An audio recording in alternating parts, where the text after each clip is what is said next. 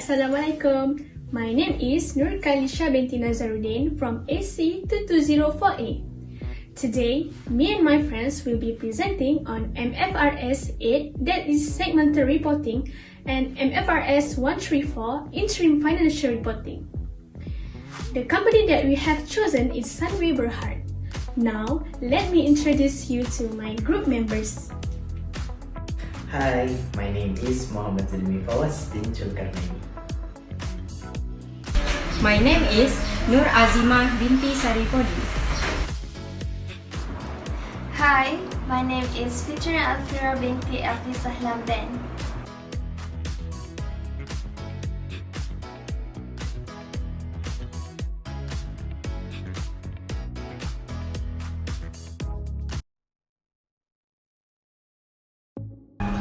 Sunway Berhad is a Malaysian conglomerate company and is also an investment holding company. It was listed on Bursa Malaysia Securities Berhad as it incorporates and domiciled in Malaysia. This company is categorized under industrial sector engaged in providing management services.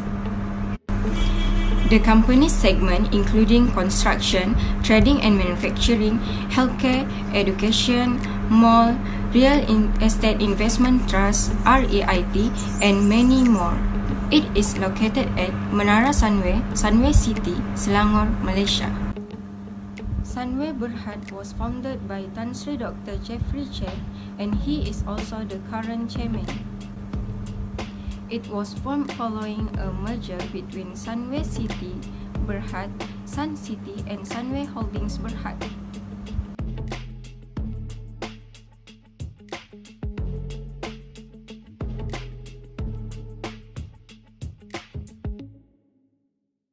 Sunway Berhad has more than 30 subsidiaries company and is located at various countries such as Malaysia, Singapore, China, Australia, Vietnam, Thailand, Cambodia, Indonesia, Myanmar, India, and United Kingdom.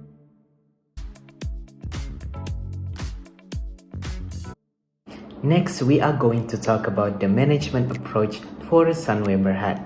According to MFRS8 operating segment, paragraph 22A, in considering a segment reporting, the company needs to identify the basis of organization, which includes whether the management has chosen to organize the entity around differences in product and services, geographical areas, regulatory environments, or a combination of segments of factors, and whether operating segments have been aggregated.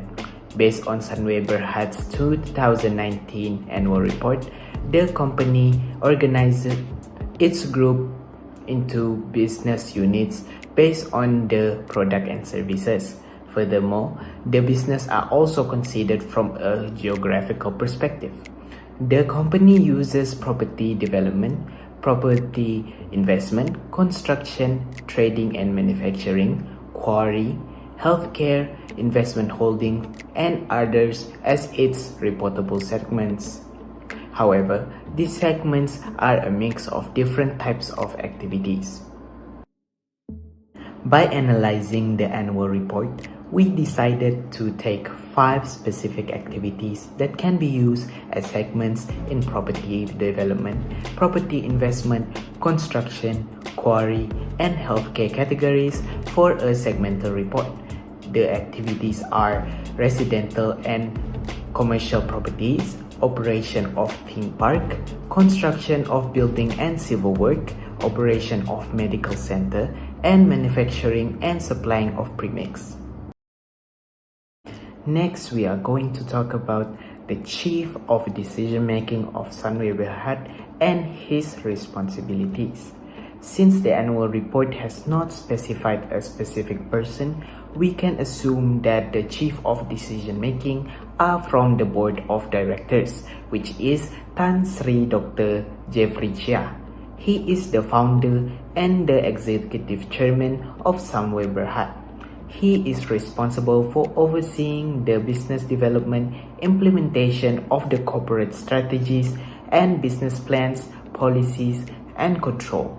he should also identify the nature of the business and the existence of managers' responsibilities for the business activities. Therefore, each of the operating segments shall have a top management to manage each segment of the business activities. All the information gained by the Chief of Decision Making will be reported to the Board of Directors.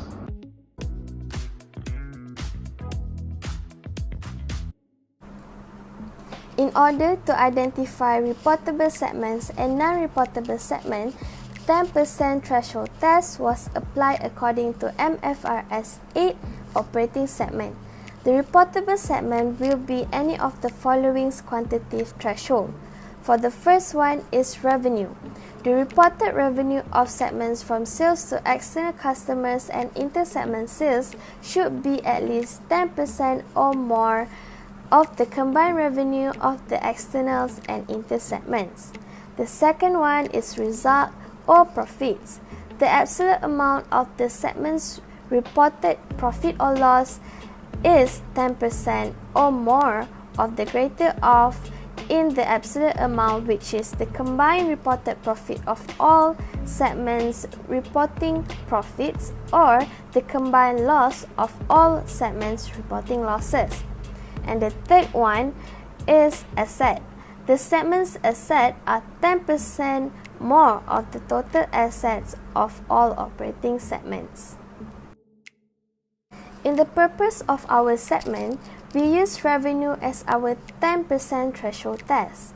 If our operating segment meets 10% threshold test, it will be classified as a reportable segment, whereas if our operating segment does not meet the 10% threshold test, it is classified as a non-reportable segment. Based on the Sunway Berhad operating segments, we see that after adding up the external sales to customer and inter-segment sales for each operating segment and dividing it up with the total revenue of all operating segments and multiplying it with 100%, there were 4 reportable segments and 1 non-reportable segment. As we can see on the pie chart, resident and commercial properties, operation of theme parks, operation of medical centers, and electrical and piling works are the reportable segments in which the percentage of their total revenue exceeds the 10% threshold test, that is 18%, 23%, 30%, and 23% respectively. Meanwhile, manufacturing and supplying of permits is identified as a non-reportable segment as it does not exceed 10% or more in all quantitative threshold, which consists only 6%. Thus, the non-reportable segments needs to be further assessed to determine whether they pass the asset test or the profit or loss test. If they still do not pass those tests, this segment will be categorized as others segment if the amount are significant. On this slide shows that 75% threshold test on external revenue. An entity must ensure that the total external revenue attributable to those reportable segments is at least 75% of the entity total external revenue. If the total external revenue reported by the operating segments constitutes less than 75% of the entity total external revenue, then additional segments shall be identified as reportable segments. The total external revenue is 4,780,279,000. The total external revenue of the reportable segment is 4,432,165,000, which is the sum up of 1,114,060,000 plus 1,283,349,000 plus 761,487,000 plus 1,273,000 269,000. Those amounts can be tested on a 75% revenue test to confirm whether there are additional reportable segments or not. Here, we calculated our 75% threshold test by dividing the external revenue of each reportable operating segment with the total external revenue of all operating segments. There, we will get 23% for resident and commercial properties, 27% for operation of theme park, 16% for operation of medical centers, and another 27% for electrical and piling work. Either way, we get the same result, which is the calculation of the external revenue of the reportable segment is sufficient to constitute more than 75% of total external revenue by all Sunway Berhad's operating segments, which is 93%. Therefore, this indicates that there is no need to identify the additional operating segment to be included in the reportable segments. Here, we can see the working for our 10% threshold test and 75% threshold test.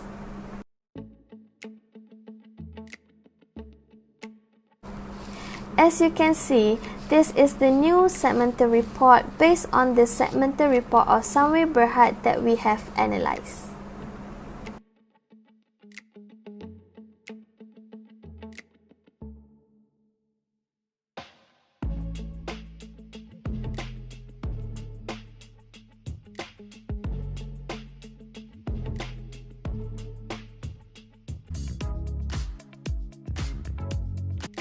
Next, we move to the conclusion of segment reporting.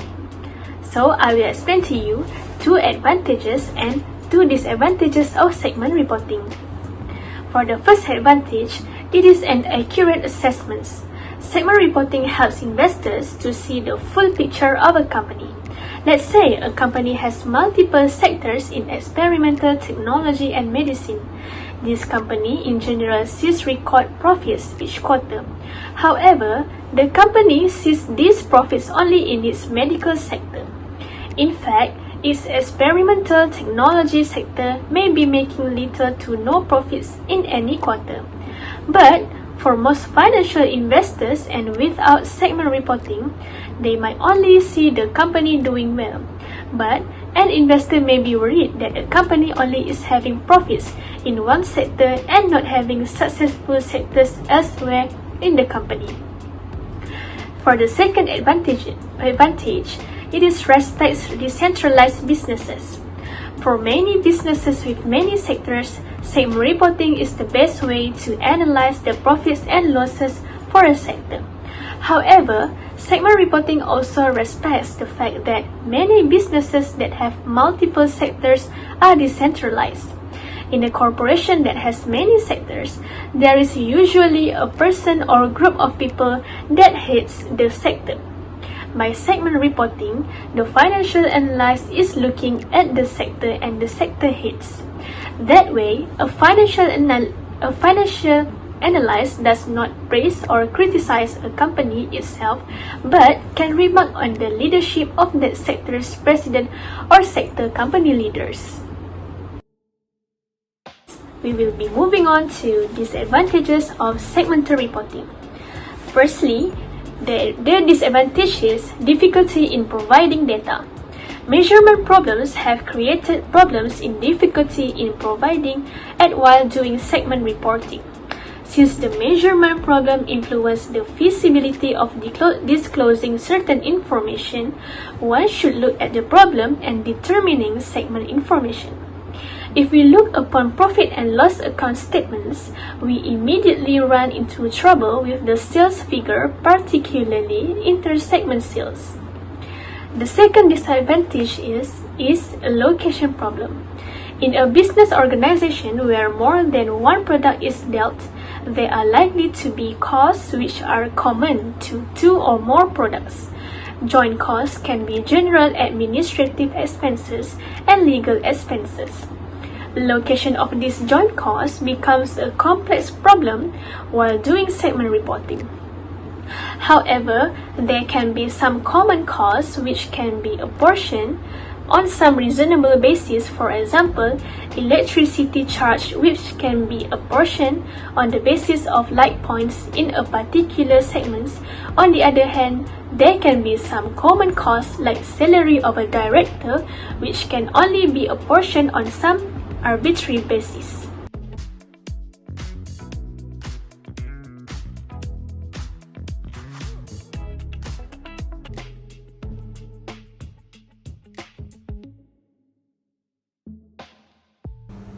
Basis preparation of interim report can be divided into two categories, which is integral and discrete method. Because of the short-term information in these reports, there is considerable controversy as to the general approach companies should employ. One group, which favors the discrete approach, believes that companies should treat each interim report as a separate accounting period. Using that treatment, companies would follow the principles of deferrals and accruals used for annual reports. In this view, companies should report accounting transactions as their accrual and expense recognition should not change with the period of time covered. Hence, discrete method consider each interim interval is a stand-alone reporting period. This integral method consider an interim period is an integral part of annual period. Another group, which favors integral approach, believes that the integral report is an integral part of the annual report and that deferrals and accruals should take into consideration what will happen for the entire year. In this approach, companies should engage estimated expenses to parts of the year on the basis of sales volume or some other activity base. Another group, which favors integral approach, believes that the integral report is an integral part of the annual report and that deferrals and accruals should take into consideration what will happen for the entire year. In this approach, companies should engage estimated expenses to parts of the year on the basis of sales volume or some other activity base. At present, many companies follow the discrete approach for certain types of expenses and the integral approach for others because the standards currently employed in practice are vague and lead to differing interpretation.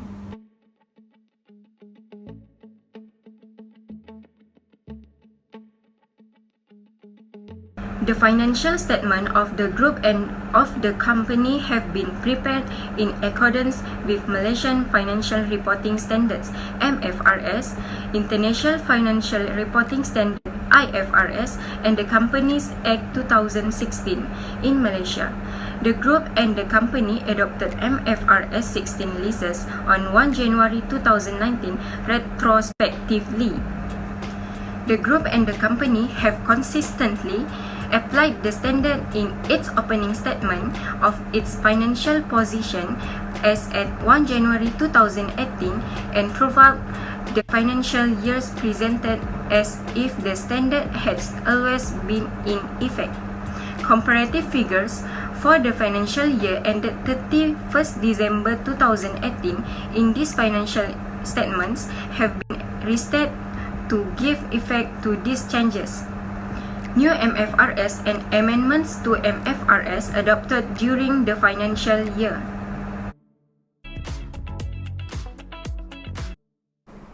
The accounting policy that has been adapted by Sunway Berhad into their interim financial report are consistent with those adopted in the annual financial statements for the financial year ended 31 December 2018, except for the new adoption in 2019, which is the following. The first accounting policy in 2019 is MFRS 16 leases. As a result of adoption of MFRS 16, the existing requirement for the lessee to distinguish between finance leases and operating leases under MFRS117 are no longer required. This standard introduced a single accounting model, requiring the lessee to recognize the right of use of the underlying lease asset and the future lease payment liabilities in the statement of financial position. For a lessor, MFRS16 continues to allow the lessor to classify leases either operating leases or finance leases and to account for those two types of leases differently. The second one is prior year's restatement. The group has classified its investment in Sunway Velocity Mall Sdn Bhd and Sunway Velocity Hotel Sdn Bhd from investment in subsidiaries to investment in joint ventures, following an assessment during the financial year that the group does not control these companies, as there are matters relating to the operation that required joint decision by relevant shareholders. Consequently, the group has deconsolidated these two entities, equity accounted and adjusted amount previously reported in the financial statement.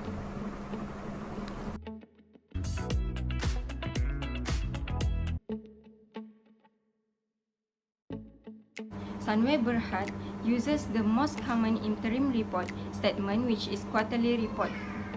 A quarterly report is a summary or collection of unaudited financial statements, such as balance sheets, income statements, and cash flow statements, issued by companies every quarter, as shown.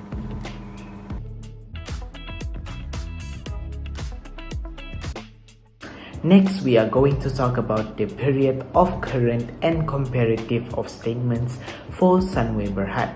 We will be taking the fourth quarter of the interim report, which is the October until the December of 2019.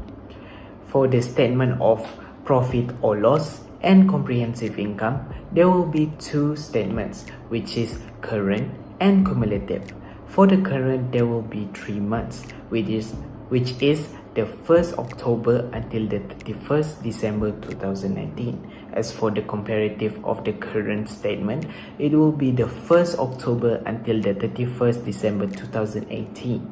For the cumulative, which is 1 year, the current interim report is 1st January until the 31st December 2019. As for the comparative interim report, it will be the 1st January until the 31st December 2018. As for the statement of financial position, it will be for the current interim report, which is the 1st January until the 31st December 2019. As for the comparative interim report, it will be the 1st January until the 31st December 2018. Next, there will be the statement of changes or inequity, which for the current interim report is the 1st January until the 31st December 2019. As for the comparative interim report, it will be the 1st January until the 31st December 2018. It will be the same for the statement of cash flows. For the current interim report, it will be the 1st January until the 31st December 2019. For the comparative interim report, it will also be the same, which is the 1st January until the 31st December 2018. For this question, I have made 2 adjustments to be included in the interim report. First of all, at the end of Quarter 4, Sunway Berhad discovered that the depreciation was understated by Rm 6 million in Quarter 3. The depreciation expense of Rm 6 million was not recorded. This means that the depreciation in Quarter 3 was understated. Since expense and net income have an inverse relationship, the understatement of depreciation will result in overstatement of the net income. the net income in Q3 is overstated by 6 million. In order to correct the overstatement of net income in Q3, that will be the deduction for RM6 million. Since net income is the close to retained earnings, the retained earnings in Q3 must also be deducted by RM6 million because it is overstated. Since this is a non-counterbalancing error, there will be no effect on the net income in Q4, but it has an effect on the retained earnings. The ending balance of retained earnings in Q4 must be deducted by RM6 million. Now, let's move on to the second adjustments. On 1st October 2019, a customer who owed RM33,000 was declared bankrupt and Sunway Berhad is unable to collect any amount due. Since the company is not able to collect the debt, Sunway Berhad must declare it as a bad debt expense. We know that it is related to account receivables. The bad debt expense of RM33,000 must be deducted from account receivables. Then we will be getting the amount after adjustment, that is RM2,121,986,000. Now, based on the explanation and adjustment that I have made earlier, now it's time for us to look at the statement of financial position as at 31st December 2019 that I have prepared. So we look at the first adjustments, that is account receivables. The account receivables before adjustment is 2,122,019,000, and the amount after the adjustment is 2,121,986,000. For the second adjustments, the retained earnings decreasing from 3,913,648,000 to 3,907,648,000.